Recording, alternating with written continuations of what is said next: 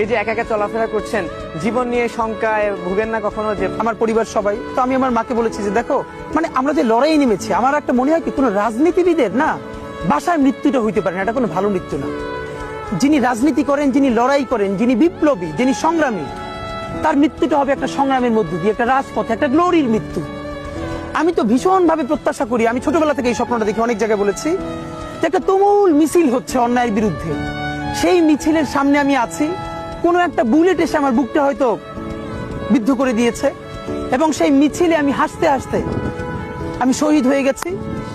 এবং সবাই যখন মৃত্যুটাকে ভীষণ ভয় পায়, আমি তখন হাসতে হাসতে আল্লাহর কাছে ভীষণ সন্তুষ্টি নিয়ে পৌঁছতে চাই যে আমি একটা ন্যূনতম ওই জীবনটা লিড করতে পারলাম, যে আমি একটা ইনসাফের হাসি নিয়ে আমি আমার আল্লাহর কাছে পৌঁছতে চাই। সুতরাং আগামী 50 বছর বাঁচলাম, কোনো ইম্প্যাক্ট তৈরি হলো না আমার দিয়ে, দেশের জন্য, রাষ্ট্রের জন্য, উম্মার জন্য, জাতির জন্য। কিন্তু আমি ধরেন 5 বছর বাঁচলাম, সেটার মধ্য দিয়ে যদি আগামী 50 বছরের ইম্প্যাক্ট তৈরি হয়, তাহলে অনেকদিন বেঁচে থাকায় কি সাফল্যের বলেন? শহীদ প্রেসিডেন্ট জিয়াউর রহমান কয়টা দিন বেঁচেছেন, কিন্তু ভাবেন আজকে পর্যন্ত উনি আমার অনুপ্রেরণা।